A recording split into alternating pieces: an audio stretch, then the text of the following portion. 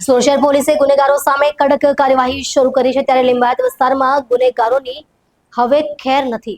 તાજેતરમાં જ PI DD ચૌહાણની ટીમે વાહન ચેકિંગ અભિયાન દરમિયાન એક મોટી સફળતા મેળવી છે. ટીમે સંજયનગર પાસેથી ચપ્પુ લઈને ફરતા કુખ્યાત રીઢા ચેતન પાટીલને ઝડપી પાડ્યો છે. પ્રાપ્ત માહિતી મુજબ ચેતન પાટીલ લિંબાયત અને આસપાસના વિસ્તારોમાં ગુનાહિત પ્રવૃત્તિઓ માટે જાણીતો હતો. પોલીસને શંકા છે કે તે અમુક ગુનાને અંજામ આપવા માટે ચપ્પુ લઈને ફરી રહ્યો હતો. જોકે આ બાબતે પોલીસે વિસ્તૃત તપાસ શરૂ કરી દીધી છે અને આરોપીની પોલીસે પૂછપરછ હાથ ધરી છે.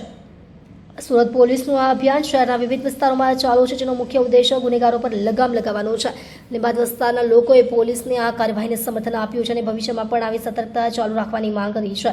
પોલીસે શહેરીજનોને અપીલ કરી છે કે જો તેમને કોઈ શંકાસ્પદ પ્રવૃત્તિ દેખાય તો તાત્કાલિક પોલીસને જાણ કરી. આ કાર્યવાહી બાદ લિંબાયત વિસ્તારમાં ગુનેગારોમાં ભયનો માહોલ છવાઈ ગયો છે, જ્યારે સ્થાનિક લોકોએ રાહતનો શ્વાસ લીધો છે. પોલીસની આ સફળતા માટે સમગ્ર ટીમને અભિનંદન પાઠવવામાં આવી રહ્યા છે.